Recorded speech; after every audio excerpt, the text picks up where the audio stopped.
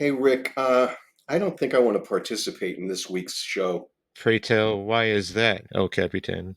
Well, I was never a big fan of the Carpenters. I much preferred Black Sabbath, Uriah Heep, bands like that.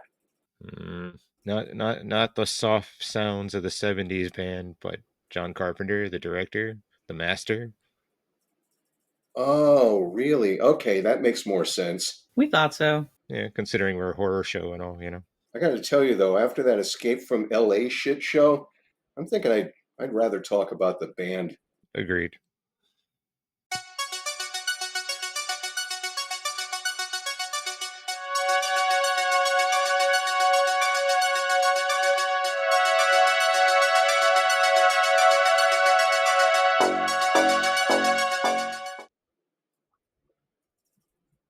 Hello and welcome to MonsterKid Fury.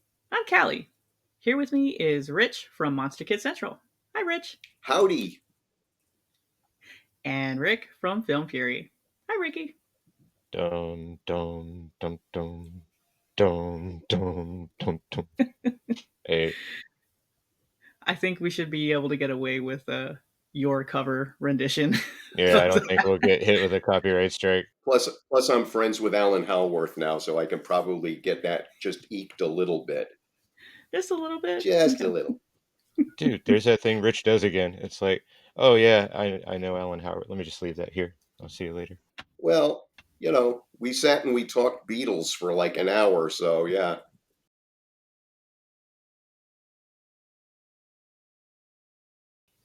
So, speaking of Alan Howarth, he is important to this discussion because Because a lot of great Carpenter music came out of him. He was Carpenter's partner.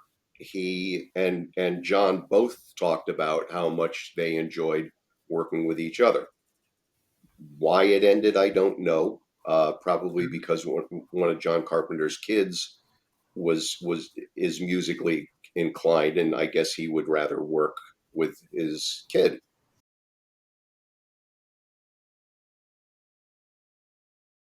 we're going to talk about John Carpenter's origin story. Well, I know that he is from Bowling Green, Kentucky. His dad was a either a doctor or a musician. He was a musician doctor. No, he was The music teacher, wasn't he? yeah, a I music thought he was a teacher. music teacher. Yeah, Yeah. he was. Um, and John Carpenter grew up wanting to make art, and when he got to school, he basically started, and he had a pretty damn good track record. And I don't mean had as in past tense, because John Carpenter could always just direct a great movie. I hope he will. Yeah, his first film, the one that really made him think about film and how it works and that he wanted to make films was It Came from Outer Space. He saw it in 3D, and the moment that thing came out and kind of exploded and he, jumped into his mother's, arms and everything, he was just like, "Oh wow." So, Yeah, but Western, that was his biggest thing in terms of a love of film. John Wayne, John Ford epics, all that type of thing. yeah, and if you are a student of film, you can see his westerns in his horror movies. They are Oh, absolutely. very much westerns in most cases. I would say more often than not. Well, if you take They Live, John Nada is basically the gunslinger who comes into town. Yep. If you take Halloween, the framework is very much like High Noon. The whole idea in Halloween is you keep hearing about Michael Myers, that he's on his way and this is what's going to happen. In High Noon, the sheriff keeps hearing, oh, these guys that you put away, they're coming to town to kill you. So it's kind of the same framework. And by the way, the original sheriff in High Noon was Lon Chaney Jr. Oh, Really? I did not know that. The first time I had ever seen him in a non-sinister role, and it was pretty damn cool. Yeah, you'll find Rio Bravo in Escape from Precinct. Jeez, Escape from Precinct 13. I can't even say it, and that's okay because I'm screwing it up anyway. Take it away, Rick. Is it Assault on Precinct Assault. 13? It's Yeah, yeah, Assault yeah. Assault. on Okay. Precinct 13. I was Sorry waiting about for him to that. catch it. I was like, he'll get it eventually. And I didn't. So, wow. I must have escape on the mind. Gee, I wonder why You You that just do is. want want to talk about it. because you so badly want to tear apart Escape from LA like a Christmas turkey. You're just like, oh, I can't wait. Maybe.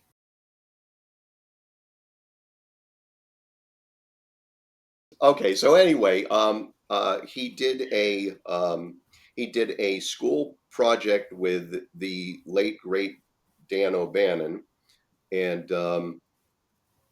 and it turned into a theatrical movie once I believe Jack Harris got involved and put a little bit of extra money into it. They turned it into a theatrical feature. Um, as funny as it is at times, and it's low key humor. The humor is almost all in the dialogue, not as much in the action. Unfortunately, their monster is a spray painted beach ball with creature from the Black Lagoon hands sticking out as feet, and that's basically what everybody talks about. So no matter how good Dark Star is, it's like, yeah, but a fucking beach ball, really? Yeah, it's pretty horrible. Yeah,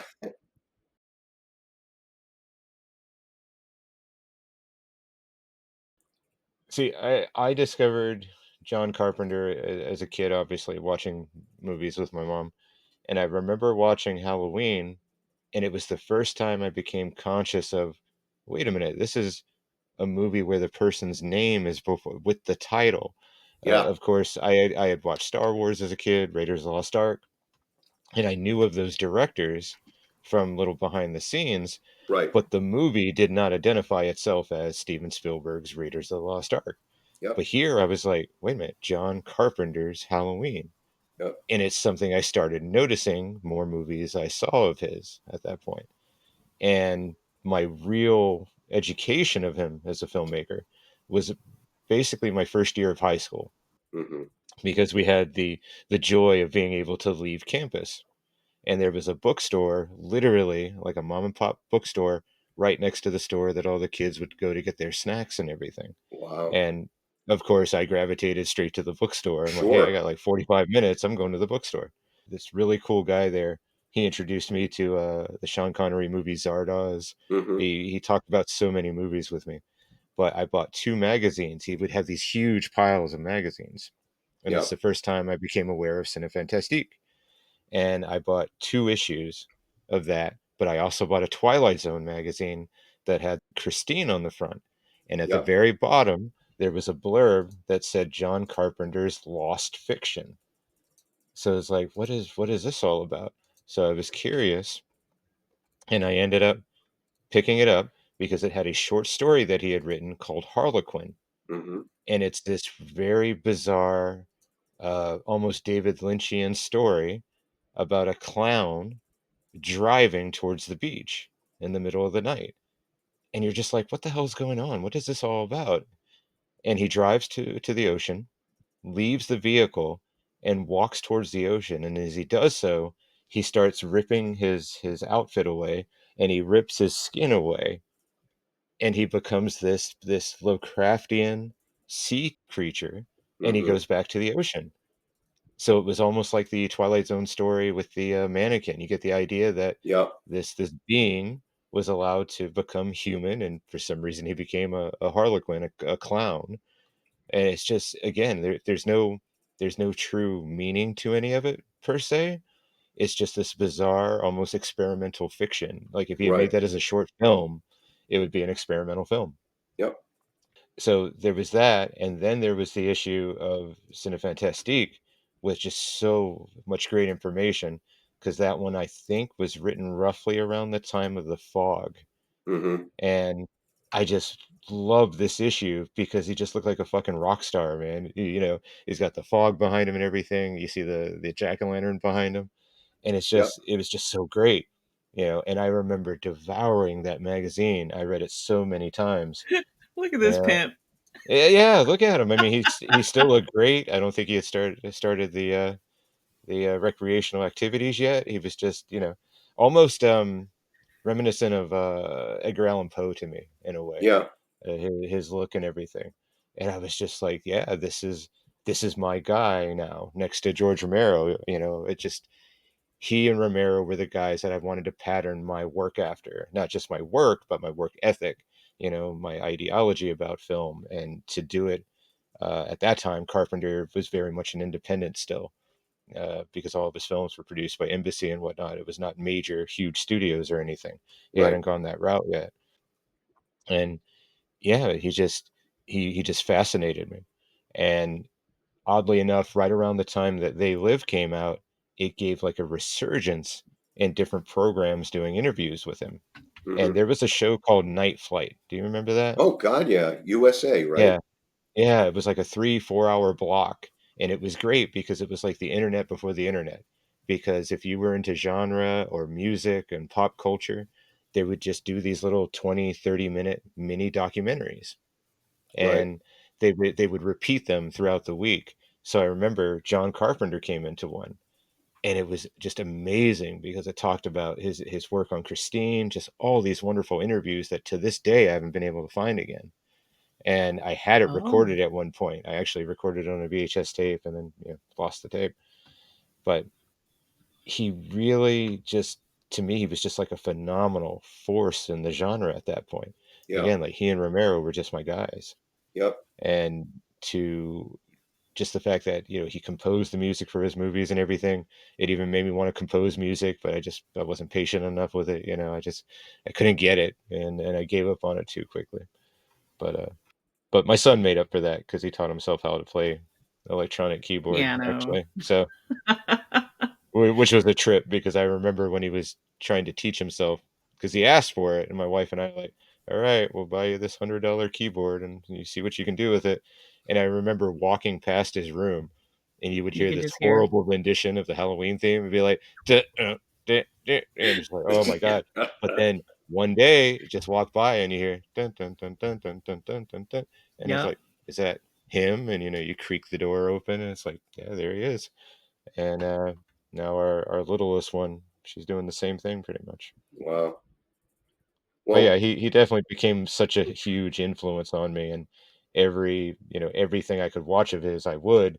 yeah. And I remember when I got a hold of Dark Star, I was so disappointed with that movie. I was just like,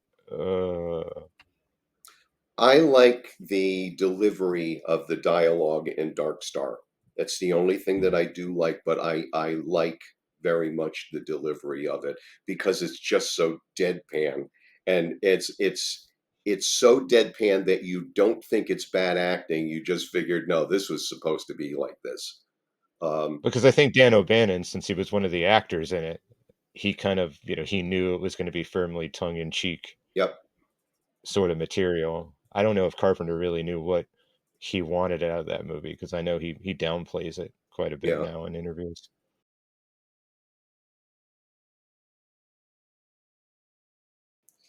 Well, my as Rick, as you know, my both of my parents were into movies, but my father was more science fiction and action, and my mom was more horror. Um, Mhm. and So I walk into the apartment that I shared with my dad when my parents got divorced, and he said, "Oh, sit down, because I'm watching this movie, and like there's some dude's name all over the damn thing." And I said, "Well, when did it start?" And he said, "Like 2 minutes ago." I said, "All right, I'll sit down," because my father could walk into a movie at any point, used to drive me crazy. I said, I, I said, "What if we missed?" Anyway, so so um, I sit down and watch Assault on Precinct 13, Oh, and absolutely loved it. And in the end credits, I saw a part of what he was talking about. And of course, when they played it like 4 hours later, I saw the opening credits and knew what they were talking about. There was this guy, John Carpenter, who basically did everything. And by the way, I did catch the end crawl where it says edited by John T. Chance. And I went, I don't know, Dad, I think I'm almost positive that's a John Wayne name. And sure as shit, Yeah. it was John Wayne's character in Rio Bravo. Carpenter had taken it specifically so it wouldn't look so John Carpenter loaded. And of course, the funny thing is, he only changed one name. His name's still on it about 93 times. And, Hmm. and so, I mean, you can't get away from the fact that that baby's his. So at about the same time, I would say it was the same weekend, I start hearing about this movie in New York that is absolutely scaring the shit out of everybody who sees it. And basically, what they're saying is it's so damn good, it's so damn scary that you probably in Connecticut, you probably won't get it for another, I don't know, 8, 10 years. So it's like, because that's how it went, small town USA. So fortunately, there was enough chatter about this that it almost immediately played. But we went through about 2 weeks of hearing about this scary ass movie um, in in in New York, and then somebody said Halloween, and it was like, okay, cool. So now we know what its name, what the name is, and I'd say a week or two later, it was on the marquees in Connecticut. I went to see it. I lost my shit. I had the best time. But again, I immediately said, oh, this is the assault on Precinct 13 guy. And it was such a fun movie. And I'd never hidden this fact, but I paid to see it 56 times. Yep. So there's that. So you can tell what my level of insanity is. But um, and that was my introduction. And the fog came, although it felt like a lifetime. The fog came up pretty quickly after that, and Halloween 2, which he had a firm hand in. Um, and it just seemed to be everything John Carpenter. And the only time, and I'm not gonna make any friends here, but the only time, the only movie I didn't want to see was his Elvis biopic because I'm not an Elvis guy. Oh. I know everybody else on earth is, but I was not, and a lot of it stemmed from the fact that Elvis. And I know this is going to sound conspiracy theorist, but it isn't. It's the God's honest truth. Elvis did everything he could in the Nixon administration to deport John Lennon. So, I mean, he was actively involved, and that all stemmed from a supposed argument that Elvis said to the Beatles, we should make a record at some point, all of us together. And John said, that's a good idea. If you ever go back to rock and roll, give us a call. Dun dun. And that was it. So I I was not that into the Elvis movie, although I've seen it and it's pretty damn well directed. Um, but so's almost everything Carpenter does. So that was my introduction.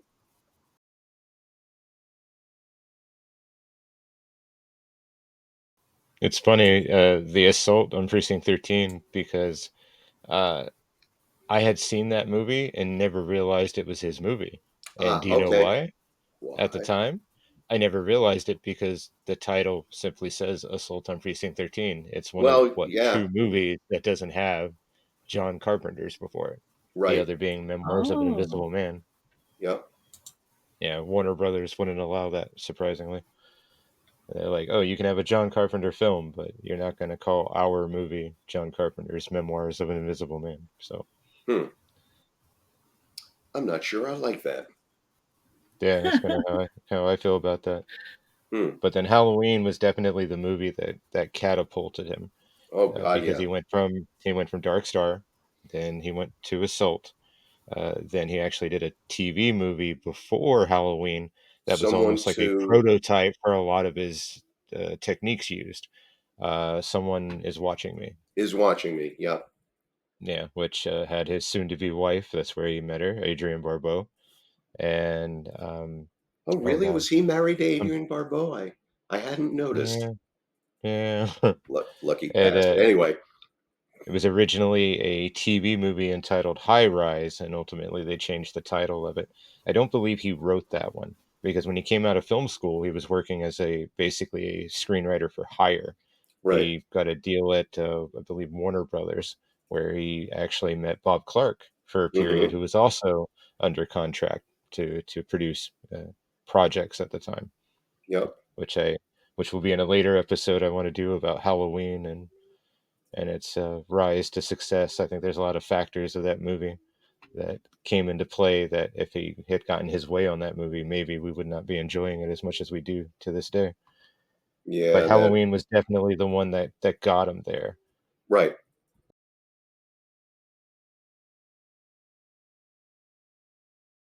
When he was working as a screenwriter, he wrote a script called The Eyes of Laura Mars, which got picked up by Columbia as Faye Dunaway and Tommy Lee Jones, a very Yep. young Tommy Lee Jones, and Brad Dourif in it. We were living when we moved from Virginia after my parents separated. We moved to Long Beach and we lived with her cousin Ronnie. Really cool guy because he was like a pop culture dude and he was just gigantic. He filled the doorway, just a huge guy. But he had movie posters everywhere. Well, at the end of his hallway, he had a poster for The Eyes of Laura Mars.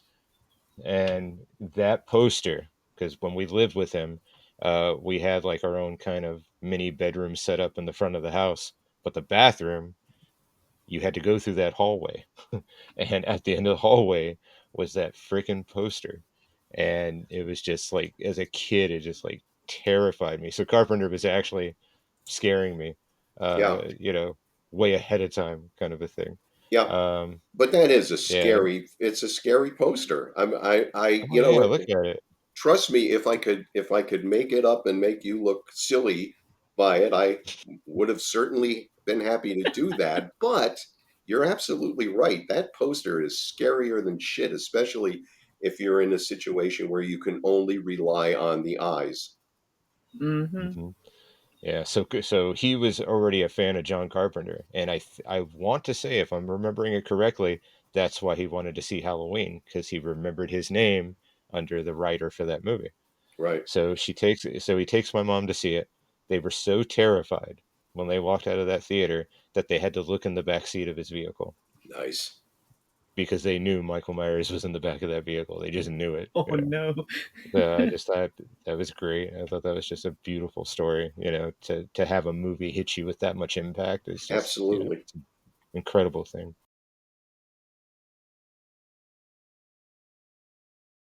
I liked the fog. I liked the stuff that came after it until Christine. Oh, Oh. And everybody loves Christine, except for me. I don't know. I think now people say they love Christine. When it Not a fan came either. out, I think when it came out, people still had issues with it. I think, but I think the one thing you can say about Christine, even if you don't like it, you have to admit the performance by Keith Gordon as Arnie Cunningham, I think, is pretty solid. I think his transformation into to evil Arnie is pretty incredible. Yep. Like some of the sequences, the drama, like when he and his parents have the argument to the point where he goes to walk past his mother and the father tries to stop him and he pins his father to the wall. It's it's pretty intense. Right. I think the failures of Christine is that you have a book, and I know a lot of Stephen King fans will probably be like, "Oh, it's a fantastic book." It's an all right book. It suffers from a lot of what his books do, which is there's just too much going on to put into a film. And I think Carpenter was right to read it and go, okay, well, we need a focal point for the evil. And in his opinion, the whole idea of Arnie being possessed by essentially the car and the previous owner, and the ghost is sitting in the vehicle the entire time, I can see why he changed it. I can see why he and the screenwriter worked together to make Christine just the embodiment of evil and just leave it at that. But I love the score to that movie. There's so many great parts of that movie. Yeah. There's a bit in the score. It's the moment when John Stockwell, Dennis, when he carves Darnell's Tonight into Christine, Hmm. and it starts on him carving it, and Carpenter pulls out, and the music cue there is just this beautiful, just it is. It's just, many days. I think that's his best score, actually. He and Mm. Halvor's best score, even over Halloween, because it hits a different emotional beat. It has Right. a lot of dramatic inflexes compared Hmm. to the Halloween score or even Escape from New York. It's a really beautiful score. Right. Well, Halloween is structured differently also because it's supposed to be the theme from Halloween is really Michael Myers' theme. So Mhm.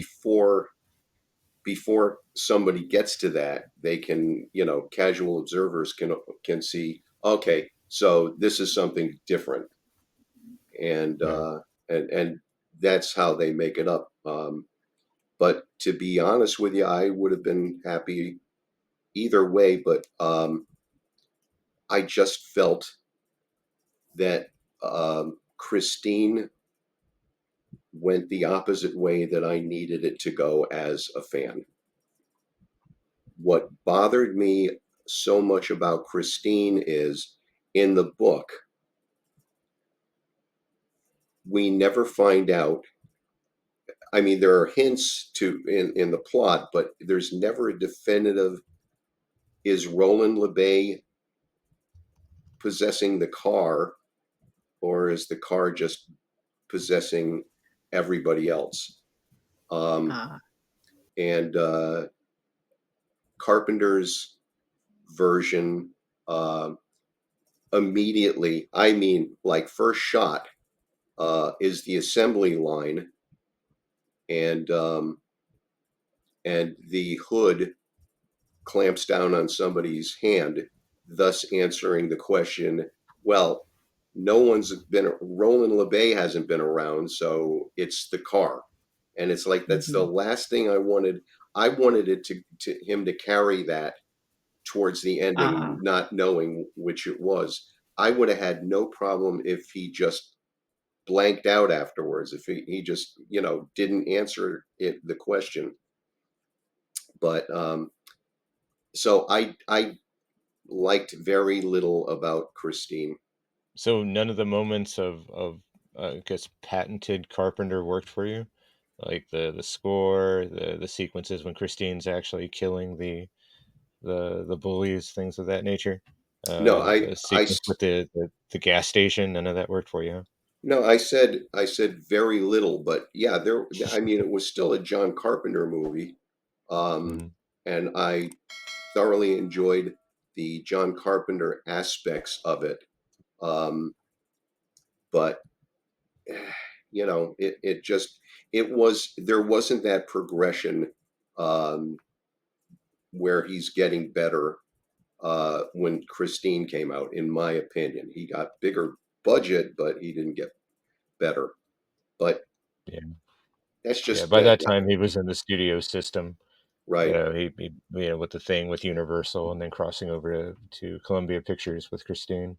so pretty much, the issue that you have with the movie is his adaptation of it Yep. from the. Okay, Yeah, I'm not yeah, saying it's shot wrong or anything else like that. It's very much a John Carpenter movie. The yeah, things that I like about John Carpenter are in there, um, but to me, he answered something in the first like 2 minutes that the book didn't have to answer, and yeah. so that's just And that was a main thing, a main theme to that you me it wanted was, carried. yeah. Yeah.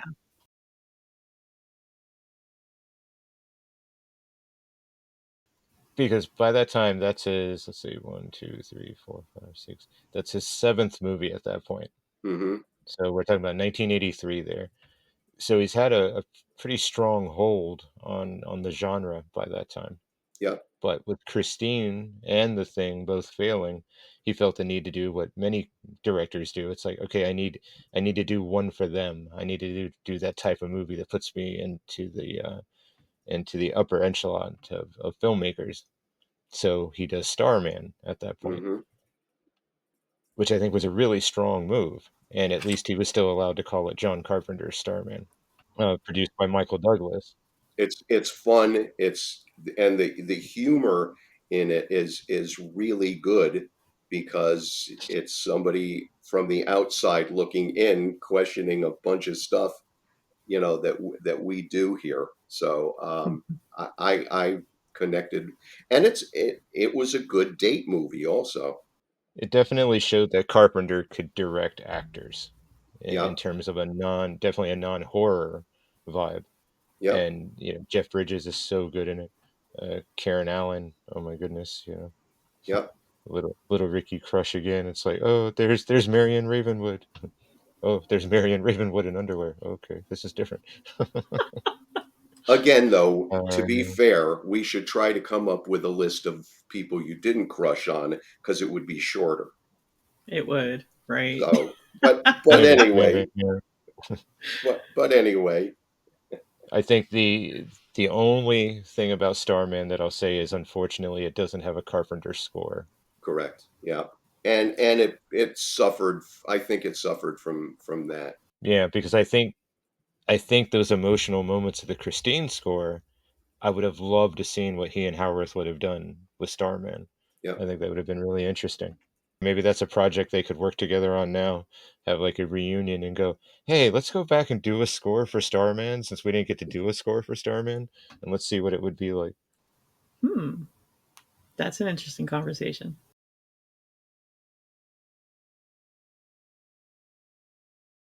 You mentioned that Christine and The Thing didn't do very well. The Thing came during a summer that also saw the release of a little movie called E.T., and E.T. Oh, destroyed everything, and people didn't want no angry alien. We want cute alien. Is what we want. Right. And I try not to cut on the almost entirety of the United States, but they chose that they wanted ET, not the Thing, which is beyond me because the Thing is one of the more terrifying concepts of a movie. oh and, God, yeah. and ET, and I'll give it credit, it's a family movie and stuff. um, but ET is, when the aliens finally do come, they're not going to be ET. It looked like a sweet potato that they left in the oven for too long, and it's just fucked up. I was introduced to Carpenter with that movie first. Right. Yes? Yeah, Yeah. because So the video game we had in the house. that's right. Hmm. Walking into this and absolutely loving it makes me wonder why ET had such a bigger effect. But again, you guys, explained it. It's a family movie. Who's not going to want to have this family movie versus the horror movie? Yeah. And apparently there's more children than there are adults. Yeah. And a certain little blonde-haired girl who I guess has had a brush with greatness, but give me the Thing anytime, every time. I mean, I don't get it. I'm not a big fan of ET. Yeah. I never quite saw it as the second coming that everyone did. Yeah, when everybody mentions Spielberg, ET's not on the top of the list for me No. or near the top of the list for me. No. I always go to his other movies before I pick ET. It's more near the bottom. Yeah. Yeah, I would agree Poor with that. E.T. That Yeah. movie still messes me up. Oh my god. All right, so we go to Universal Studios and we take the Right. ET ride, Right. which on record is the worst ride. It is so horrible. You're you're on the bicycles. It's like, "Oh, you're with ET," but it's like this. Right. Yeah, it's ridiculous. But afterwards, we get a picture with Niobe, with ET, and you have to wait in the gift shop. Well, what do you think they're showing on the gift shop monitors? The fucking movie. And I know it's coming up. I'm like, okay, they're okay, they just jumped over the FBI agents. They're gonna fucking land in the forest. And I'm just like, yep, I'm leaving. I literally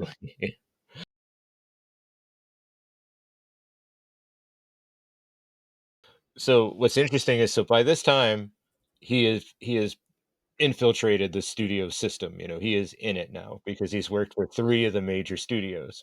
Yes, it's John And Carpenter, studio director. exactly. And what's very interesting about that, though, is, and this is something I only found recently, and it's a freaking trip.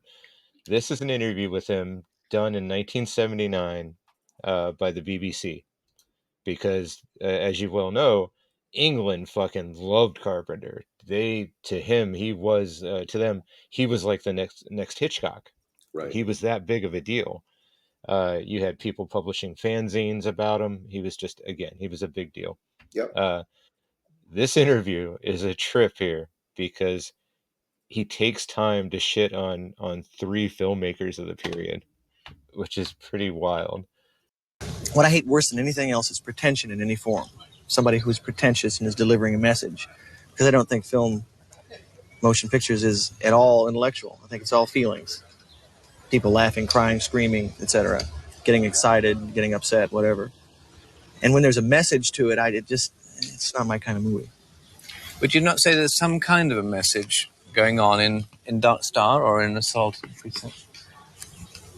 Perhaps it's not my intention, though. The intention is to entertain. And I think anything good has a substance or a theme to it. A thematic material is different than a message. People who deliver a message is like a public service broadcast or commercial.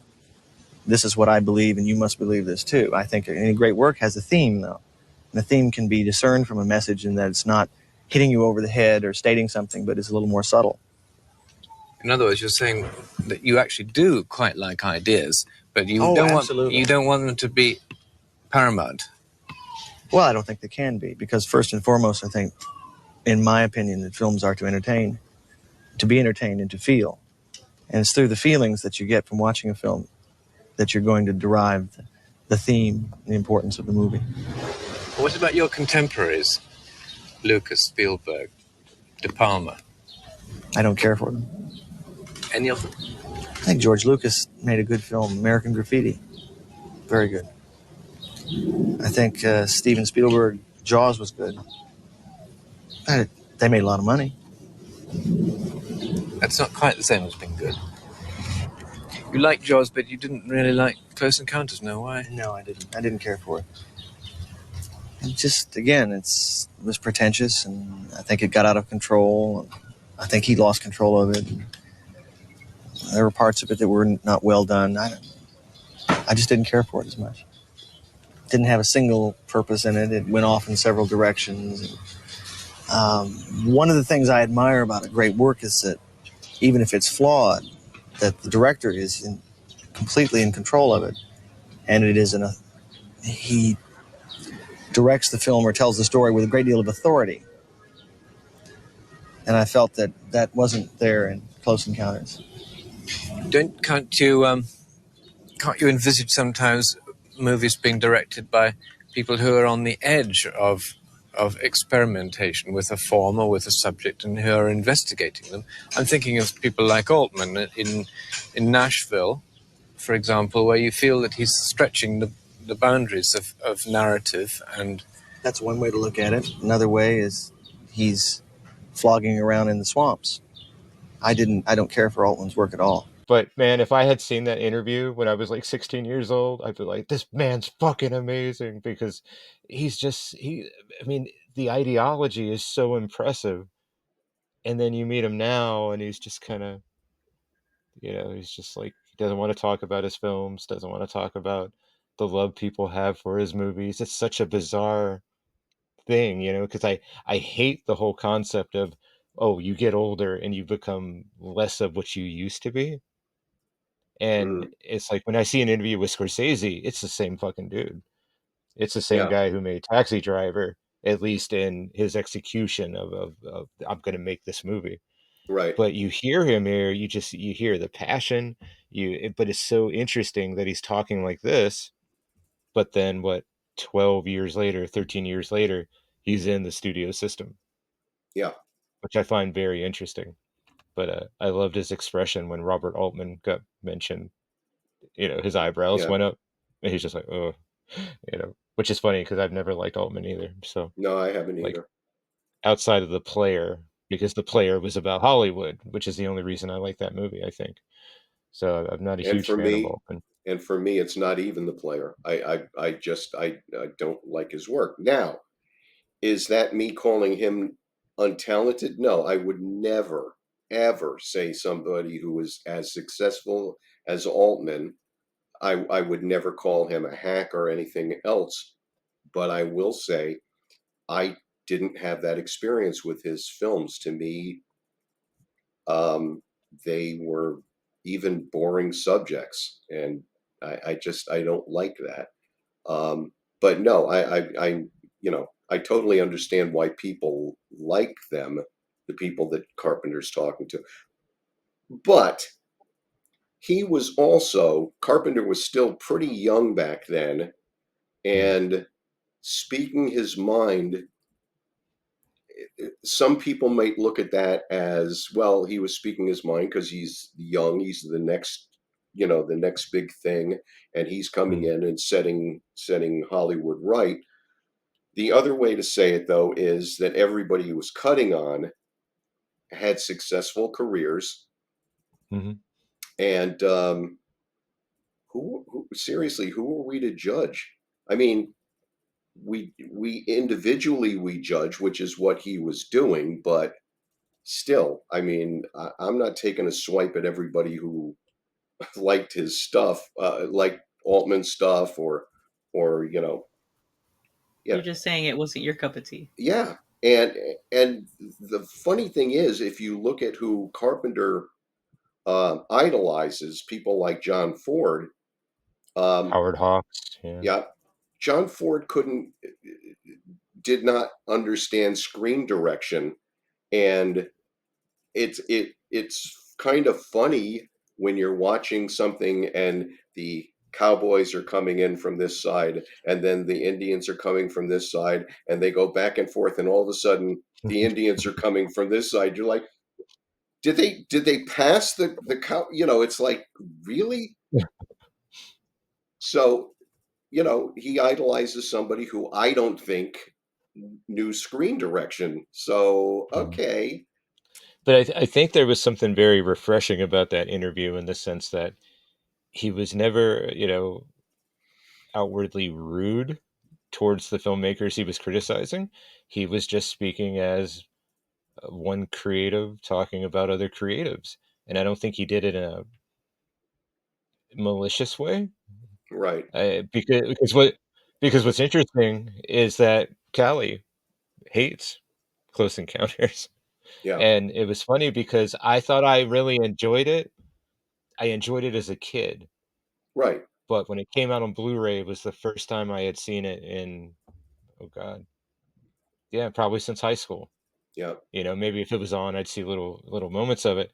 But then I'm watching it with Callie, and she got to the end of the movie, and she goes, "I fucking hate this movie." I didn't And say you I start, fucking hate this movie. no, you were no, No, you said I you hate remember, this fucking movie. yeah, it was, It was and just in the she wrong started, place. but she expressed why, and I actually got it.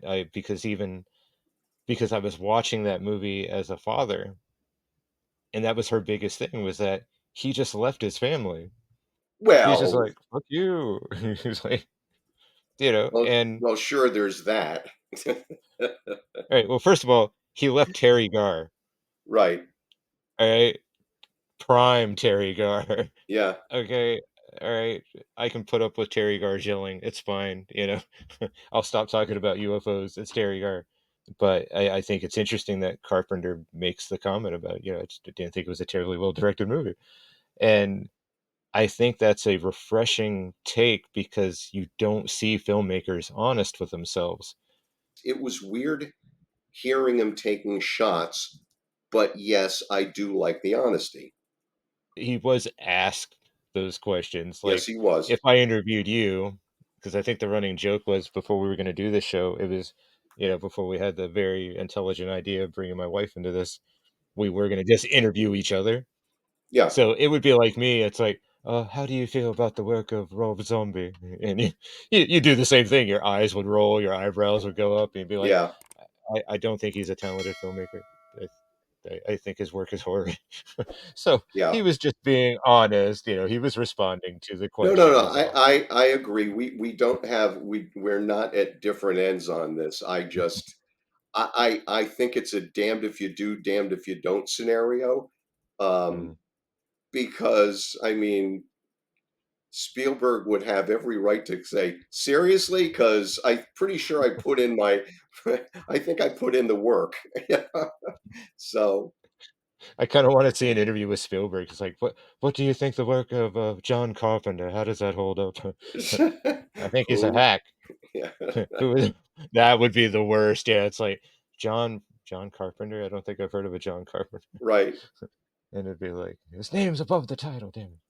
Is it any relation to that guy who was making successful movies in the 80s? Because so That guy's not around anymore.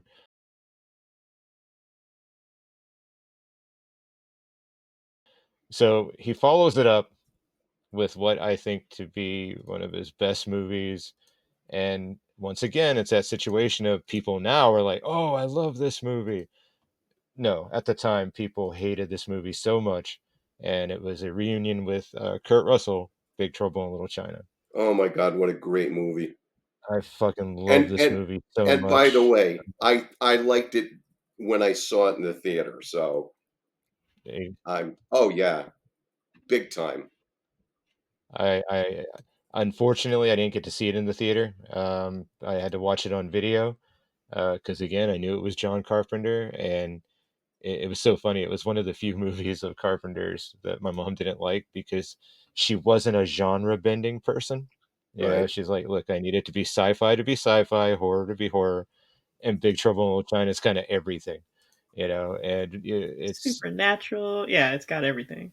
I Action. knew the first time I saw this movie, I was in love with it. The score by he and Yep. Howarth is, oh my God, it's amazing. Those guitar Yep. riffs and everything. When we went to see Carpenter in Syracuse, New York, it was his second tour. That's where I got the Thing T-shirt. Uh, Derek and I went, my oldest, and oh my goodness, man, when they played that on stage, because we were in the third row, so we could see Carpenter clearly and everything. But when they do the vroom part of that, it Yep. just ripped through you. It was probably my favorite performance of all the Yep. music they did that night. Yep. But the dialogue is on point in that movie, written by W.D. Richter, who also did The Adventures of Buckaroo Banzai. Yep. And just Russell, his timing in that movie, the delivery of every line of dialogue is beautiful. He's like a John Wayne, that's been transplanted into, Well, at that point, he modern is day doing San he's Francisco. yeah, Yeah. he's doing an impression of John Wayne, a verbal impression of Mhm. John Wayne, which I got the biggest kick out of. But every actor in that movie, it was his chance to pay homage to Howard Hawks in the Yep. quick, snappy dialogue, uh, which is interesting because my wife doesn't usually like that type of thing. Like Kevin Yeah. Smith, she can't stand Kevin Smith for that reason. When we watched Uncut Gems, it was that just everybody Oh, talking so jeez. fast, everything's happening. It just didn't work for her. But I guess maybe because what do you appreciate about Big Trouble? How does it work for you there? Even though it's snappy dialogue, it's not, I'm going to step on your dialogue, kinetic energy. And for the most part, Kevin Smith almost borderlines that. The only movie that I like by him is Dogma. So, But you and that slowed one, down his dialogue on that yeah, one. Yeah. yeah, it was nowhere near like Mallrats or the other ones. I don't know if I ever told you, Callie, but last week actually my dogma got run over by my karma. Anyhow, Oh my goodness. We have to keep it in. It's going to stay in. good. Mm. That's fine. I'll live and die by it.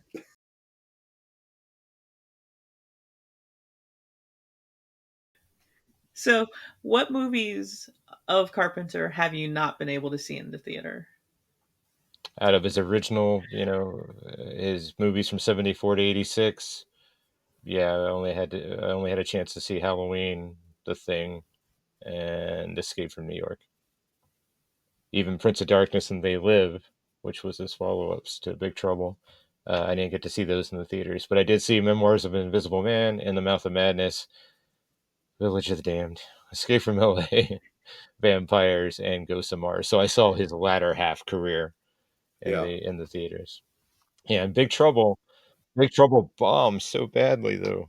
Yeah, I know, but when I hear you talk about the fact that The Thing bombed and Big Trouble Mm. bombed and everything else, you know what? The bottom line is the audience got it fucking wrong because those Yeah, Mhm. are sensational movies and fun movies and everything you should want to basically go to the movies for are in yeah. those movies. I mean, they're you know, Well, they're see, great. I think Big Trouble. I think Carpenter. He was so ahead of the curve on that movie. It was almost like he understood that, hey, 10 years from now, there's going to be kids, fucking ODing on martial arts movies and this and that, and Sure, we'll because get it. Tarantino brought a Built his lot of that career in. on it. Yeah, Exactly. Yeah. I mean, really, Big Trouble. It's just a hodgepodge of all these things that Carpenter loved. He loved chopsaki flicks and all this stuff, and he just brought all these things together. And that script, it was actually changed quite a bit from its original conception. It was right. literally a western at one point. Yep, So once Oh. Carpenter came on, it changed quite a bit. But the thing he was fighting, not only the idea that people weren't going to get the movie right away, is the fact that Alan Ladd Jr., who ran Fox at the time, fucking hated the movie. right. He Oh. despised it, and really, he was outwardly racist about it. Like when Yeah. the original poster designs came in, and this is Bia Carpenter. I read this. He said there is not going to be an Racial slur. on a poster as long as I'm the head of the studio. How lovely. But that's what he was dealing with. So he had so many things working against him for the success of that movie. And Yeah. again, like a lot of his films, now people love it. Oh, Prince of Darkness, who, by the way, hardly anybody I think, like, I know the amount of people on one hand who liked that movie when it came out, yet now, oh my god, it's the biggest thing.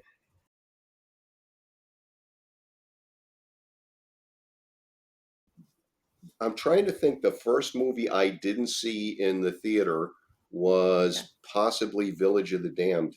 It was just literally one of those, well, you know what? There's a lot of stuff to see. I'll wait for this to come out on video. Okay. So it just wasn't in any great rush to see it. Um, I don't know why he felt the need to make it, and I don't need to know that, but I don't know why somebody like John Carpenter goes to that well and says I would love to remake that movie. But he Hmm. obviously saw something in it that he figured he could bring his own touch to. But that was the first movie I didn't see in the theater. I saw everything else, and including I got a chance to see at a college, but who the college had their own theater. It wasn't like somebody was putting up a screen, at the beginning of the Okay. movie. And, We're having movie night. right, what was Assault on Precinct 13? I actually did get to see that on the big screen. It was Nice. just after The Fog came out, and it Hmm. was great. Where does Village of the Damned fall in his timeline? That's actually after They Live in Prince of Darkness. Yep. See, because that was the Okay. interesting thing. After Big Trouble in Little China, he was given an opportunity by a Live Productions, a smaller studio. They were like, "Hey, how would you like to do like a two-picture deal, and you'll have creative freedom. We won't circumvent anything." and they were lower budgeted, but it gave them the opportunity to do both Prince of Darkness and They Live, which were sort of shot back to back. Yep.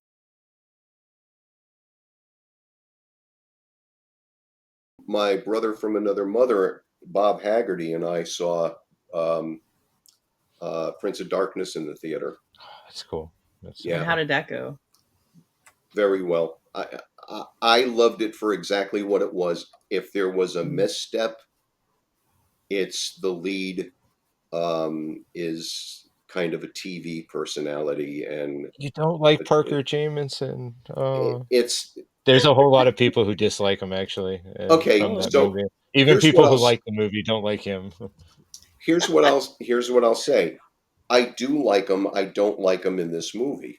I don't think he was the right choice. Really?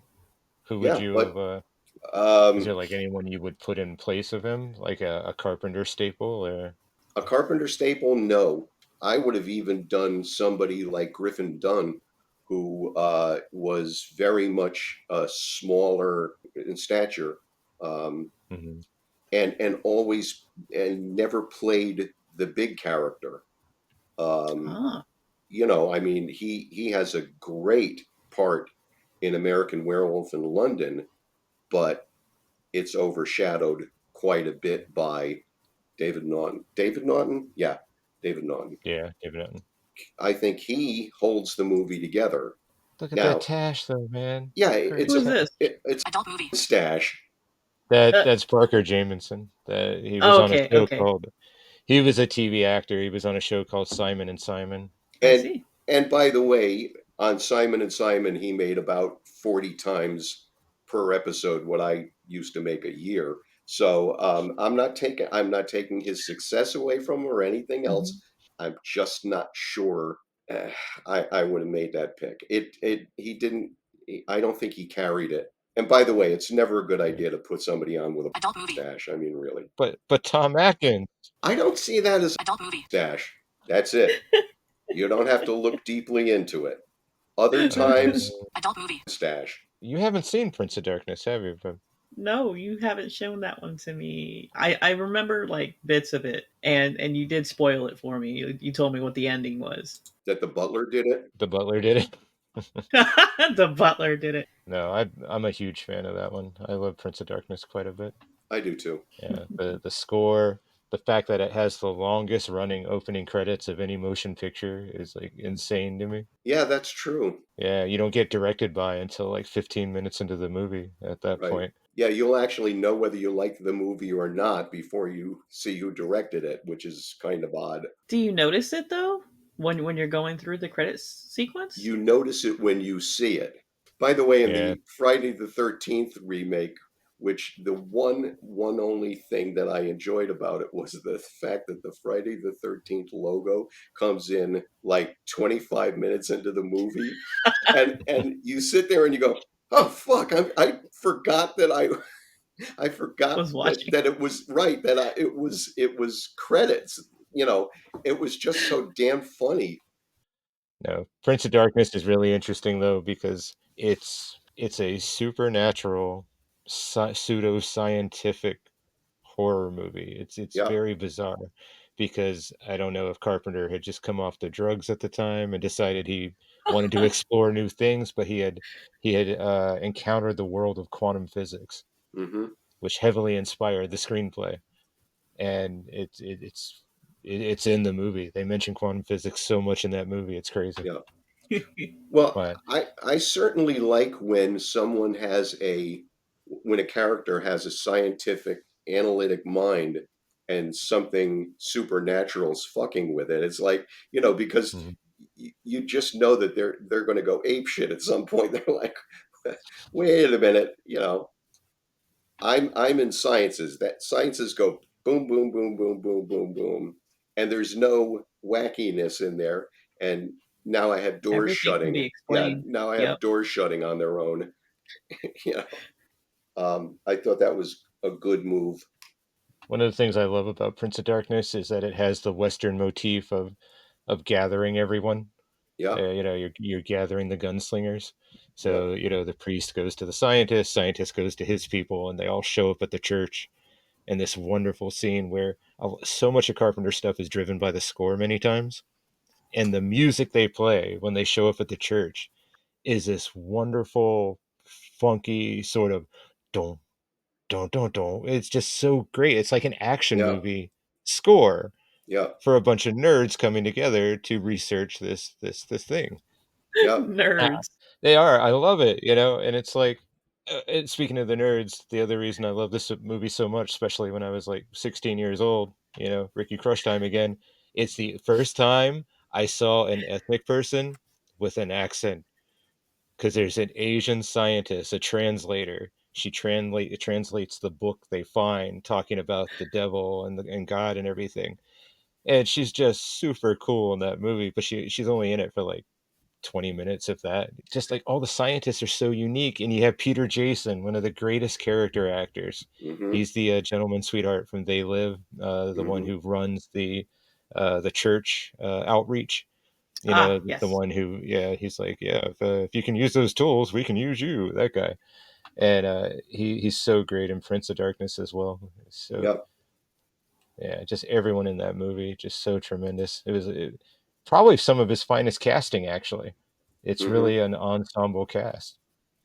Well, except for the one guy. Which guy? Did we talk about a bad guy? We didn't talk about a bad guy in this movie, did we? No. Yeah, we did. Who did we talk about in Prince of Prince of Darkness? Darkness. Parker There's nobody I Stevenson. don't like.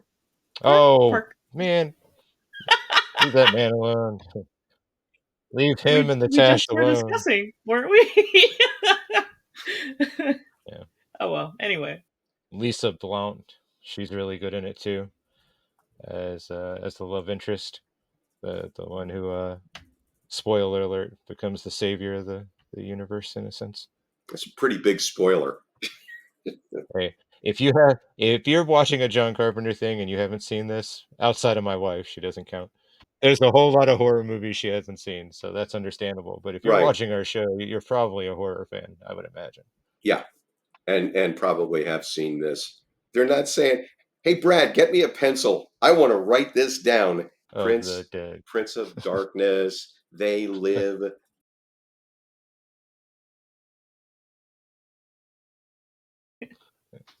So let's talk about Ghosts of Mars, because that's where I think Oh God. off the rails. Oh, are we But going into really the though, least Ghosts of favorite? Mars though, or is Escape from LA is when Well, is yeah, that just is okay. that when the train's shaking? No, Is that what's happening? It's like, oh, are we on the tracks? What's happening? no, that, and Which one came I'm out not first? a very religious guy, but that was an affront to God. Uh, Escape from L.A. Yeah, Escape from LA was okay. first, actually. Yeah, Okay. Okay, yeah, so because right after, we'll talk about because that. remember, it went Prince of Yes. Darkness, They Live, and then Memoirs of an Invisible Man, which I still argue is a perfectly entertaining movie. I know there's Right, it's just a not a lot of people John who hate on it. Carpenter movie, Yeah, but I mean, it has a lot of his visual aesthetics, but yeah, it's definitely not the type of movie he would do. Um, then there was In the Mouth so of Madness, which I know a lot of people like that one. I don't care for. Then there was Village of the Damned, and then yeah, then there was Escape from LA. Dun dun. okay, so So I guess Escape it from starts getting L.A. shaky around Village of the Damned, and then by Escape from LA, it's like Right. So We're crashing. I don't know how much we discussed this on other podcasts, but John Carpenter had the perfect scenario in that Kurt Russell had not aged more than about a week, and and Carpenter waited 15 years to make the sequel from Escape from New York in Escape from LA. And the way he did that, used that gift of a leading man not aging. In plain words, he could have done the sequel being the next fucking day, because Kurt Russell looked just like he did in Escape from L.A., New York. That instead of going that route, he remade Escape from New York, except it's a shittier version. There's a lot of crap in it. I hated the movie with a passion. And I thought, again, if it wasn't for the fact that Kurt Russell hadn't aged at all, I don't think it would have been that much of an affront to me.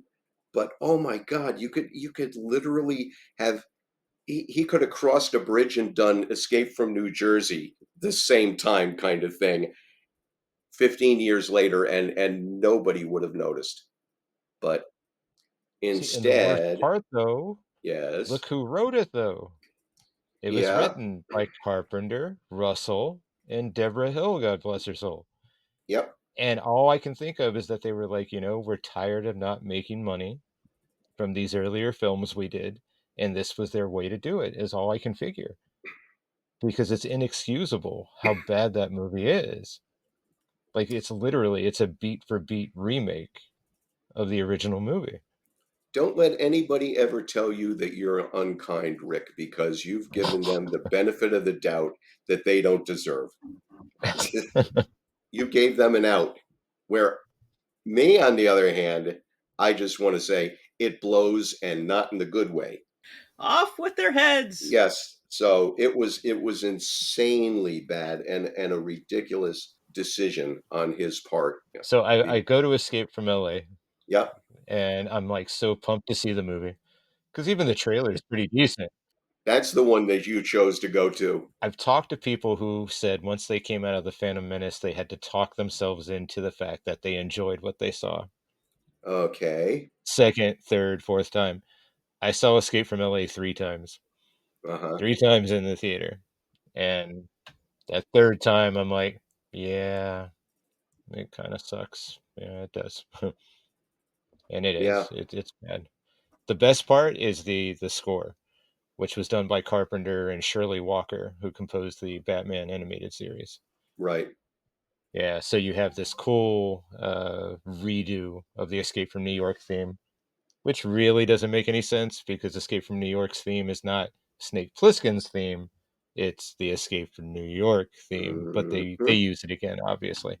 But it's a Yep. really cool, amped up version of the theme, Yeah. and then it mixes in with Shirley Walker's uh, traditional orchestral score, which is kind of Mhm. interesting to see Snake Plissken fighting people, and it's all dun dun dun dun dun dun dun. It's just like interesting. But Interesting's a word. there's so many horrible parts of that movie. We had a movie with Pam Grier as a transsexual, and it still sucked. It was Yeah. insane. Yeah. She is a she is a former colleague of Snake's who has gone under a transformation, and Pam Grier is just amazing in it. But And they what a do this thing. transformation that is. They mess with her voice to sound like a dude, which is kind of funny.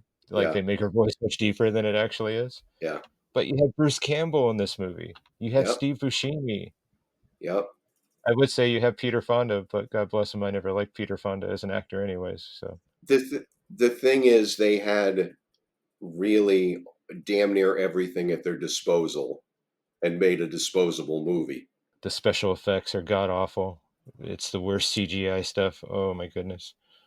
It's truly sad because Escape from New York looked like nothing that had come before it, and in essence, at least in my opinion, started the Italian apocalypse trend.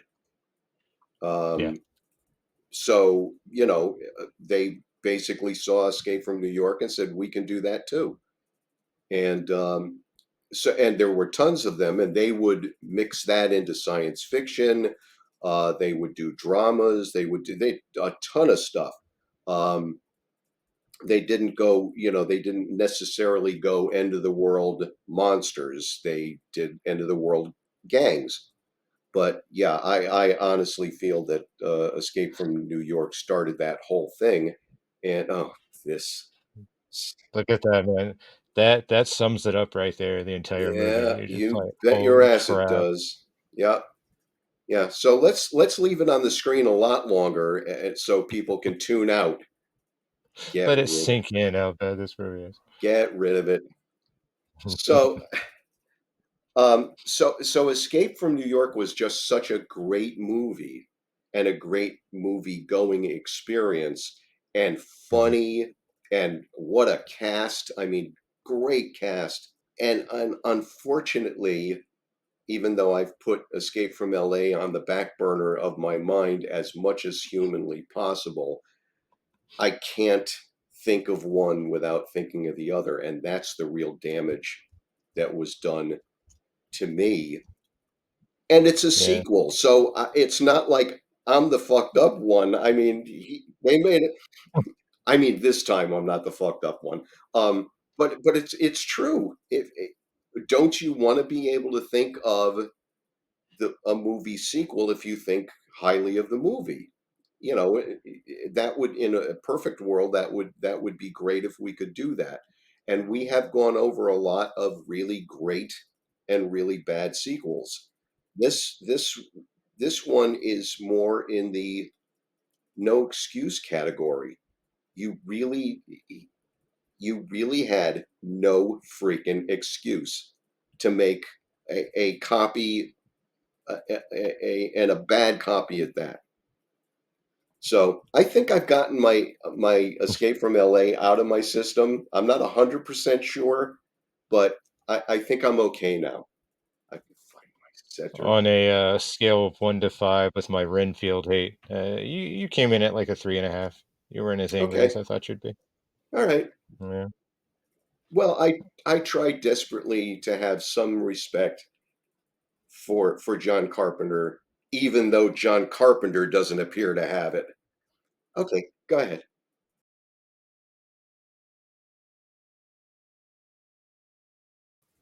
Yep. So, Escape from LA obviously tanked real bad, Gee, what a shame. and but but it took him 2 years until he released what I think is one of his best movies. I don't even know what Rich thinks about this one, but John Carpenter's Vampires, which saw it in the theater, and it's one of my favorite Carpenter movies. I think it gives him a different outlook on filmmaking to a degree. He starts using new techniques, to Hmm. supplement his old school stuff. He first gets into an editing difference here. He becomes obsessed with the dissolve, but I think it works compared to later and Goes to Mars. Yeah, And this is as true of a Western as you're going to get out of Carpenter's work, I think. Um, absolutely. the storyline, very basic, centers on a group of vampire hunters, which are a bunch of badass, raunchy sort of guys. They're guys out of the Wild Bunch. They're out of the more extreme westerns of the 70s, and they're employed by the Vatican to take out vampires, which is a much bigger problem than society, seems to think it is. Right. And the imagery in the movie, just it's also the first Carpenter score not done with, or actually no, I'm sorry, it's not the first. It's like the second or third, because Village of the Damned was done with Dave Davies, Yeah. correct? Let's see. In the Mouth of Madness, that was also score. Okay, so the last one with Howarth was They Live, actually. So this time he is scoring it again with his godson, and Mm. his son, I believe, came into Yeah. this one as well. From the opening moments, the score is just it's an amazing combination of Western motifs and Carpenter's traditional electronic score. It's just the sequences of the New Mexican desert. It's out of a Western. It's just so beautiful. Right. And we're introduced to Jack Crow and his vampire hunters. Jack Crow is played by James Woods, and I know James Woods, for a lot of people, he's gone off the rails politically or whatever. It doesn't stop me from loving him as an actor. The work he did in Videodrome and this, it just stellar work, I think. Well, I all I'm going to say about the political aspect of it is I don't share that political belief with him, and I want to say that because I'm going to come to bat for him in that I don't think it should come in. I think Hmm. James Woods' performance in front of the camera is exactly that. It's his performance in front of the camera. I think he looked cool. I think he was cool in the movie, and I don't have to listen to him on in a non-movie scenario, Mm-hmm. um, and hear about his politics. That I don't need. But he's great in this movie. And the funny thing is, if you look at that group shot, he's like he's the shortest by about, I don't know, 3 inches, and yet when you look at the crowd of them, you immediately look to James Wood and say, yeah, I'm not fucking with him. I was just gonna say that out of all of them, which one are you gonna take on in a fight? It's not gonna be him. Not going to be him, because I will lose that fight. It's like I'll take the chubby bald one for $20 right there or Right, something. exactly, yeah. And I understand that, he comes up to my armpit, but the truth of the matter is, he this was a great movie for him. It was a great look for him.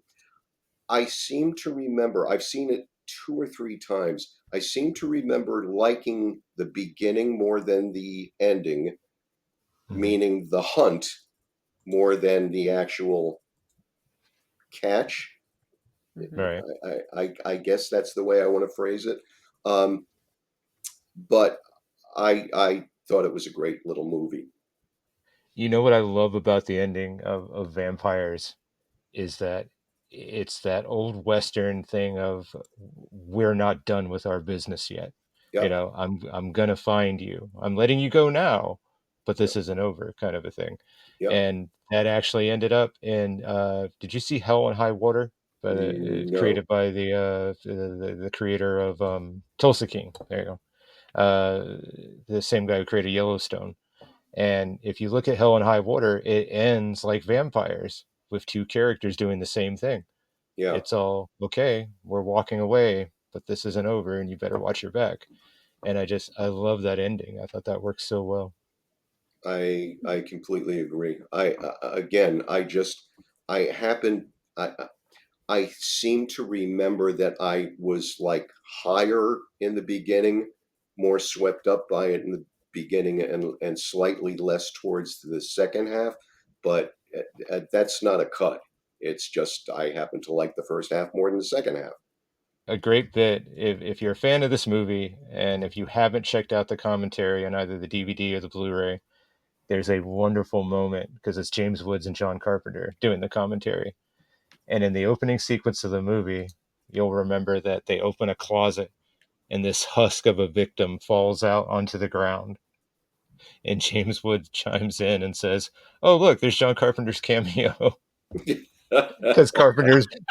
Carpenter's looking rough by this Looking time. God rough bless by him. then anyway. Yeah. Yeah, I know. He Oh was just looking shit! really bad.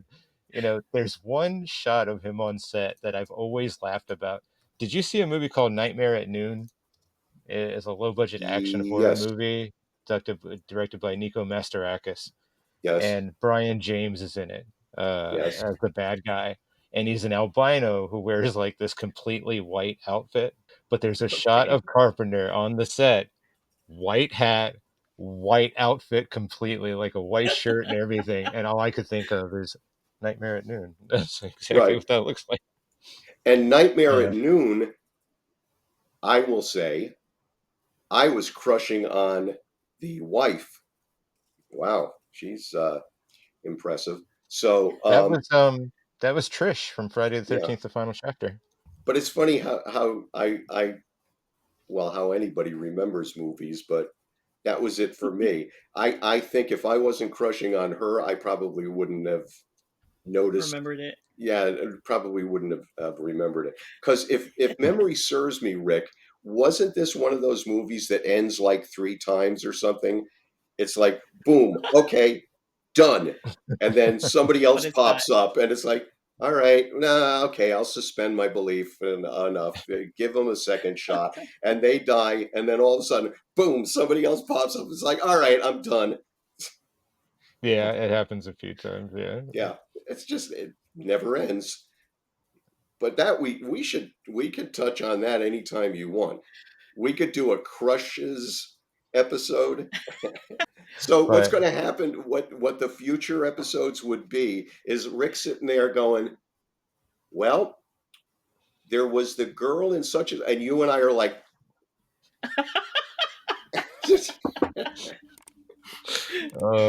you're horrible, horrible. "Nah, it I comes I from don't I love, don't buddy." criticize you every time you talk about breasts, do I? No, I don't. I just let them roll on. Talk about the breasties. It'll be fine. Well, true, but why would anybody have an objection to that? So, Yeah, it's true, really, actually. So the other part I love about vampires is a cameo by a certain director, one Mr. Frank Darabont. And yep, to my knowledge, he's never acted before, and Carpenter's the one that pressured him into it. But this scene, I love this bit. They need a yeah, vehicle, so they're gonna steal one. And Crow, James Woods, stays behind with a prostitute who's been bitten by a vampire the night before, so they need her as a tracking device. Because a really cool element of the storyline is after you get bit, you have a psychic connection with the vampire that bit you. So they right, need to get the big bad, so they take her. Like, we're not going to kill her, we're going to use her, basically. So, She is the tracking device. and she's played by Cheryl Lee from Twin Peaks. So, yep, did I yep. mention I had a crush on Laura Palmer when I was a Oh, for fuck's teenager? sake. I tell you that. So, but they need a car. So Baldwin decides he's going to steal this dude's car. He's at a gas pump, and it's Frank Darabont. Yeah, And he comes up and he says, "Look, this is a great vehicle. I'm going to be taking your car now." And Frank's like, "Your mama said what?" and and Baldwin turns around with a gun, with a huge weapon, points it at him, and says, "I said you're going to give me your car before I blow your fucking brains out of the back of your head." And Frank Darabont's reaction, he's just trembling. It's beautiful. It's such a yeah, great moment. And he's just like, "Oh my God." It's the most realistic, "Oh my God, I had a gun pointed at me" expression. yeah. So proving not only is he a good director, but he can cameo in your movie and knock it out of the park just as much. Did I mention Walking Dead should have never been taken from him? As far as Yeah, and I'm that was an concerned, improv. he can cameo in anything he wants. He's that fucking talented. Yeah, that guy. If we could ever talk to him, that would be like cloud nine. It would just, I would turn into Chris Farley. Shawshank Redemption. That was Oh cool. dear That God. was a really good movie.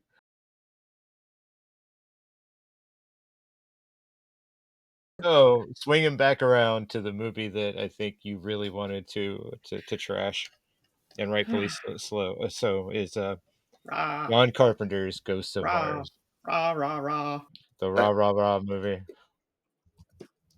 I just don't get it. I mean, I really don't. And it's not the Escape from LA not getting. I just don't get this. I really don't. Why? Because Uh, this one was supposed to be a horror movie, right? well, I mean, it's still a horror movie. It's a horrible movie, though, is the problem. There's a lot of, I've never read anything factual on this, but there's been a lot of things written where apparently this was kind of meant to be Escape from New York 3 at some point, which is why you have Ice Cube as a criminal who's been Hmm. arrested. So you could conceivably see where it could be an Escape from New York film, just on another planet, Escape My from the my Earth, if you will. but but my question to you is, why are you worried about part three when the director himself couldn't make part two work? Yeah, that's So that's it's true. like, yeah, I No, no, just I hear you. it's It kind of painful. it was funny because again, it's one of the Carpenter movies that I unfortunately got to see in the theater. Yeah. And a buddy of mine, Jody, he had talked to a friend of his who raved about the movie. He said, "Oh, it's great. It's one of Carpenter's best in some time." Huh. So we go to the theater and we're watching it. And I'm like, "Okay, Carpenter's doing the dissolves. He's doing that type of thing." And Hmm. then we encounter the lead villain of that movie. Yeah. And at first, I think there's something wrong with me because I'm like, dude, am I misinterpreting the dialogue being said? No, because there's no fucking dialogue. Right. It's not even an alien language, you could argue. It's just rah rah rah rah. It's like, what are you doing? And once Yep. again, he's got a really good cast. He's Look got at an that cast. yeah, he's got an amazing cast. You got Statham when he had more hair and everything. You Yeah, got Pam exactly. Grier, you got Claire Duvall, Natasha Henstridge. Just a great cast. Yep.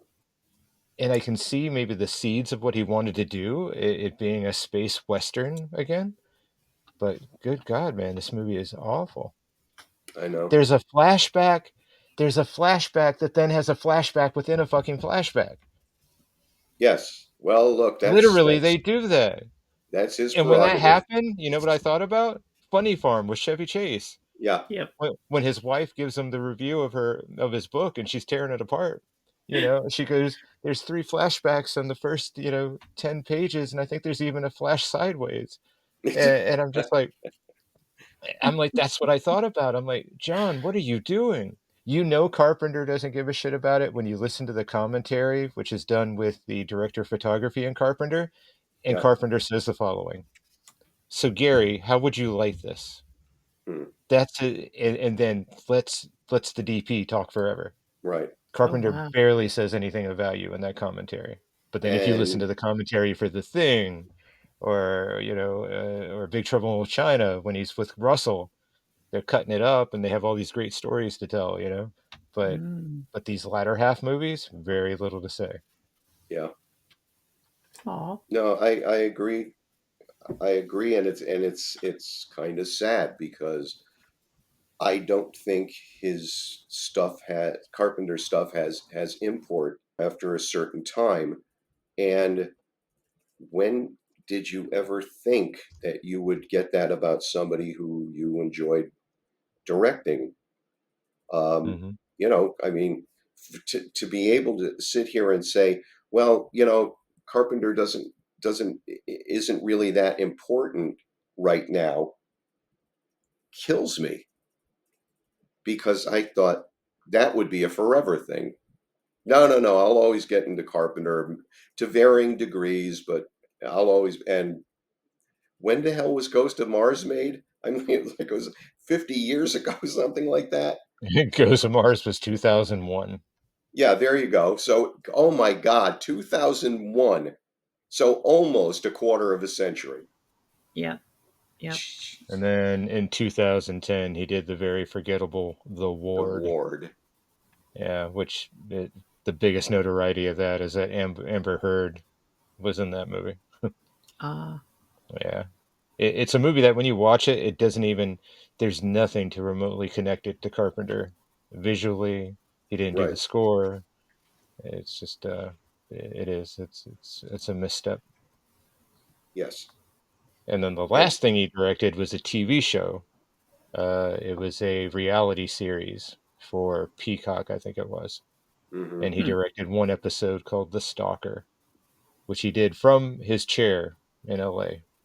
The right. series was shot in like Yugoslavia or something. And Oh, so he wasn't on location. mm-mm. Well, Huh. apparently he was working on the second Lost Themes album, I think, or maybe the third one, and he couldn't be out there for it. So Yeah. I. What do you say? Um, I just think it's so tragic.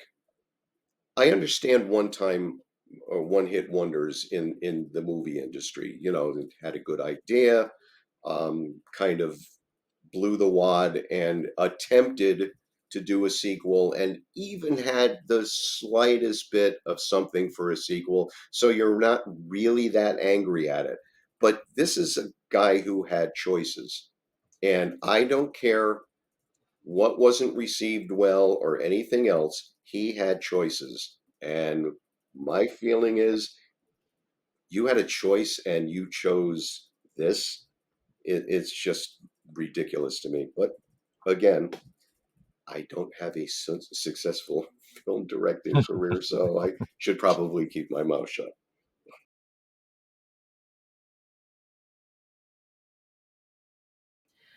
So out of his films, which do you guys think has the most impact and why? Hmm. well, Well, I think starting with Halloween easily, because at that point in time, though you had proto slashers, movies that kind of followed the framework of a slasher film, it was Halloween that opened the gates. You Yes. wouldn't have a Sean Cunningham would not be sitting in his office going, that Halloween movie made money. What we need another day that we can have a slasher film take place on. Oh, Friday the 13th. That's a great title. We're going to run with it. Um, the entire slasher genre of the 80s can be held accountable to John Carpenter and the success of that movie. Yes, absolutely. And although Cunningham really hopped on that bandwagon, he sadly he's the second director to do it any justice, in that Hmm. all movies after that were either the Halloween type or the Friday the 13th type. You know, those two guys controlled the whole thing at one point. Escape from New York, like Rich mentioned earlier, spawned an entire subgenre of post apocalyptic science fiction films, mostly in Absolutely. Italy. Yep. The Thing is now seen as the classic that it is, and it's been imitated so many times, even on a show like The X Files. You have a key episode which is basically The Thing. Yep. Absolutely. Prince of Darkness, I would argue, is very much the type of movie A24 would release now. You know, the kids would call it elevated horror. Yeah, I guess so. They Live has obviously numerous political metaphors and whatnot. Yep. I'm never wanting to be the guy who says, if it wasn't for this, there wouldn't be that, because a lot of times it's just not true. But in some of these cases, yeah, you're absolutely right.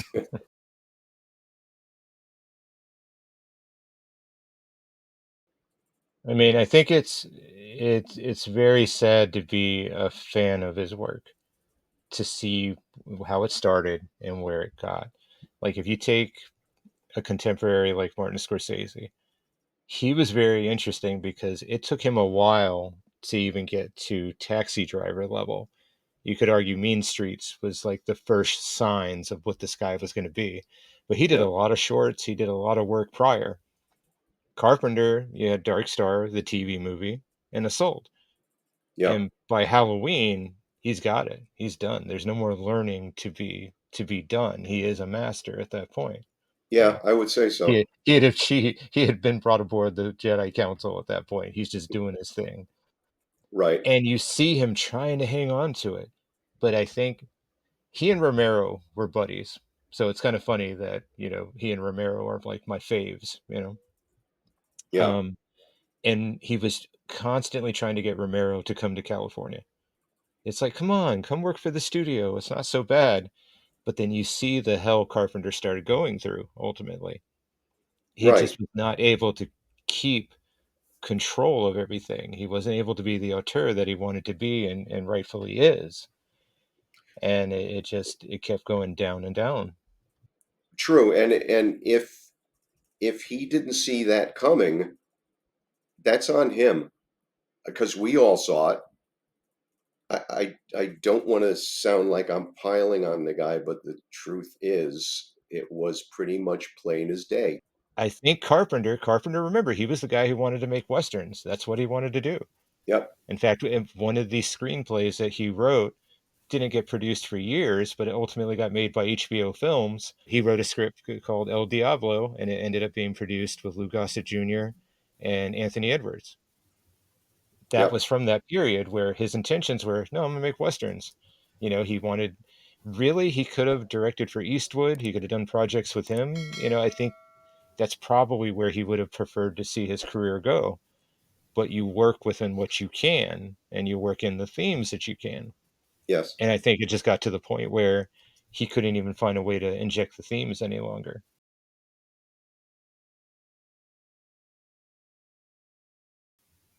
It's a completely new experience at conventions, because most of the time he talks to the audience, he's basically telling them, I just sit back and let the checks come in. And you'll get a lot of, well, what do you want me to say? You know, we asked you kind of this, that, or the other thing, and we're pretty Yeah. sure you didn't answer it. And, you know, And so when people said, "Well, what do you feel about the Halloween sequels?" Hmm. He basically says, "Well, I get checks." Well, I think he takes on people have adopted the he's like your crazy grandpa or crazy uncle kind of now. It's Yeah, like he's so funny. He said he didn't like that movie. Oh, he's so funny. He just takes another check for a Halloween movie. Um, I think people write it off like that, but I think it's a lot of yeah, truth to his thinking. Like when he associated himself with Halloween again, with the Blumhouse movies, it right, was a paycheck. That's all it was. There was no heart absolutely, into it. If that was the case, he would have found a better director. It was. I think he was partially responsible for David Gordon Green doing it because I yeah, think he was like, oh, you know what? I want to see the world burn. Yeah, pick that guy. That guy's great. Let him yeah, direct it. And yeah, they were like, but John, we got like 12 other horror directors. They make horror movies for a living. Eh, go with the guy who does stoner comedies. Let's get him. Let's him. yeah. Let's see his slant on Halloween. Let's see what happens. And at some point in the future, he's going to. He's not going to say, "Yeah, I'm going to go along with this one," and that's because it means nothing anymore. The fact that John Carpenter is attached to it means nothing. The Mhm. and I'm sorry, I never thought I would say this, but to have Jamie Lee Curtis associated with it means nothing either. Yeah. Yeah, I agree. You know, at some point, somebody will believe you when you say, "Well, I do it for the check." And again, there's nothing wrong with that. It's certainly a part of the business, and believe me, I never turned down a royalty check. That said, I don't do things to get a royalty check at the end. It just comes with what what I do, and and I think that's a big difference. When he's asked about Halloween, I've heard that he doesn't entertain people's questions at all. No, he doesn't. And that's different, I'm sure, from, what you do. Having the heart in it, having what you feel to be your mark on something Hmm. is different than, oh, they don't appreciate what it is that I made or did. Right. And so he almost has this really weird behavior towards it. I would almost say it's anti Carpenter. Yeah, You know, yeah, it's a self hating John Carpenter played by John Carpenter. But that's you're right. That's what it comes off of. And again, and I hate to say it this way, but it's true. He is not doing me any favors by showing up at this convention. hmm, He is not doing any favors while he's sticking cash in his gigantic American Tourister piece of luggage because they clean up at those things. And I understand there are people who have heard the same questions 47 times, per week. But I get those too. You know, I can't tell you how many things I get about Alf starting up again, but I never say to him, "Oh my God, it's the ninth time I got that fucking question at this same thing. Do you guys have anything else you can offer?" I wouldn't do that. I wouldn't do exactly. that to people who helped boost me up. And so John Carpenter, if he never wants to do a convention again, if I never have to hear about how it's a paycheck, uh, great, wonderful.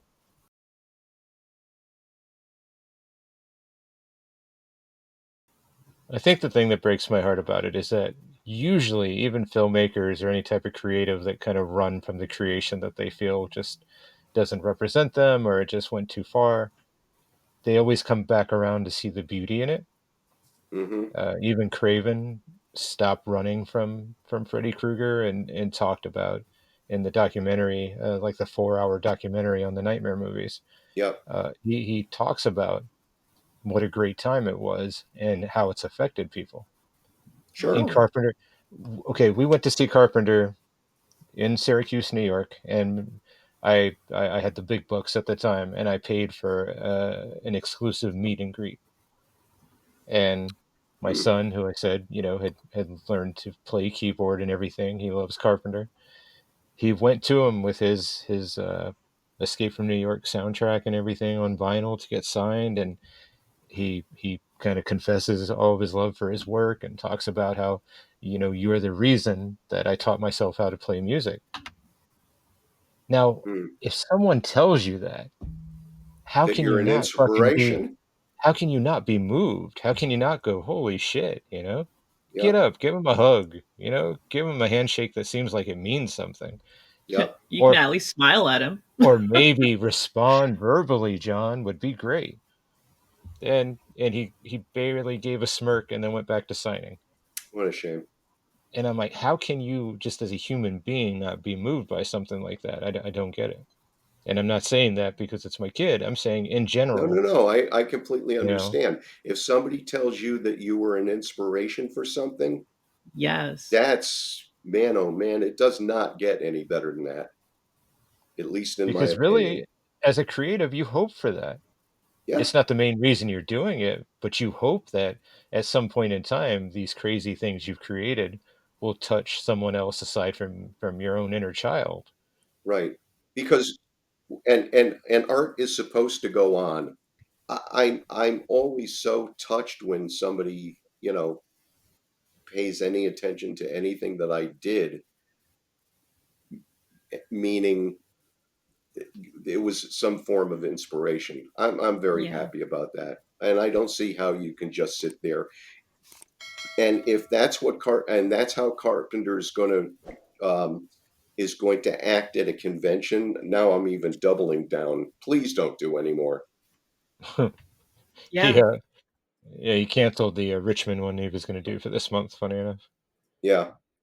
yeah. Because even Aisha, who I don't think has a mean bone in her body, said she said, "Wow, he sure talks about the paycheck a lot." And I said, "Yeah." I said, "Unfortunately, that appears to be the most important thing." Can you imagine being a 15-year-old horror fan right now?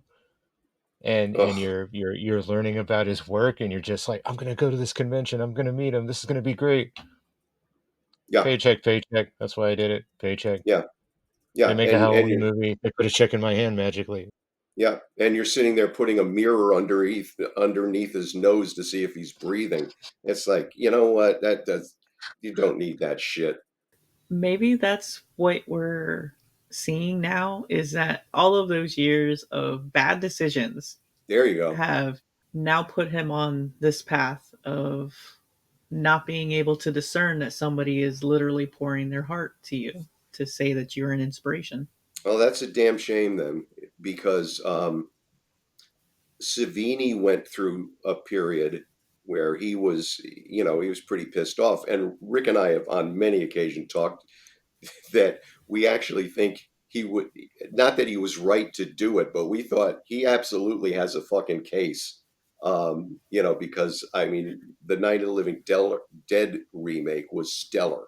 It's Yeah. just so damn good that people should have been lining up outside the door.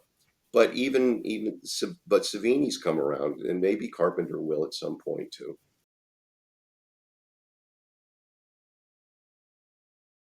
Before we close out though, I wanna say when it comes to Carpenter's music, which definitely creates a legacy unto itself, you can't mention his music without Alan Howarth.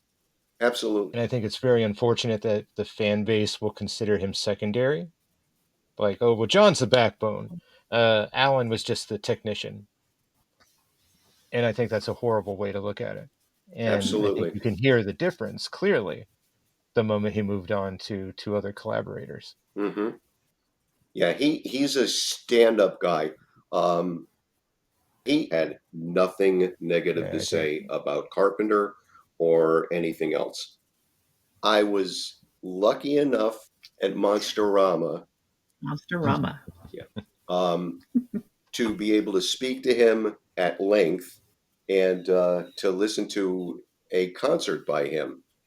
And Ooh. Rick, I got to tell you, the piece of music that started getting everybody was the Escape from New York theme. The second they did that, dun, dun, dun, dun, dun, dun, I'm telling you, the room went nuts. We couldn't hear another note for about 3 minutes. No exaggeration.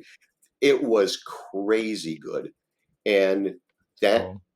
that happens because you have talented people like Alan Howarth. He's just and a real sweetheart of a guy.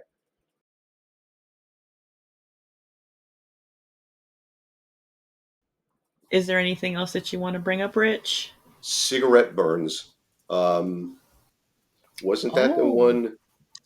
Yeah, the Masters of Horror episodes he did. Cigarette yeah. Yeah, Burns and Pro-Life. yeah. Pro-life. Yeah, with Is Ron that, did that Perlman. have, yeah, I was just about to say Perlman, Ron Perlman. Yeah. So anyway, those are two, and you know it's one of those series that is hit or miss, and I can't say I was my I can't say my favorite episodes are Pro Life and Cigarette Burns, but I don't dislike them either. Okay. Middle of the road. Yeah, Yeah, pretty much. but he's not a middle of the road or shouldn't be a middle of the road director. So Exactly. that's the painful part of it. All right, so have we carpentered out? Yeah, I think so, actually. Yeah, I think we said what we needed to say, and Did I mention yeah. Escape from LA? No, I'm just kidding. I don't think so. Oh, but what I was going to mention on that note is that I think you got all of your angst about it Mhm. out when we did the sequels episode. Yeah, yeah, I Oh, did. So this yeah. one was a lot more tame, Yeah, as you like to put it. You know, you blew your wad on the other episode. This one's just like, oh, okay, yeah, yeah. not as angry. Well, no, not really. But I'll stew about it all day.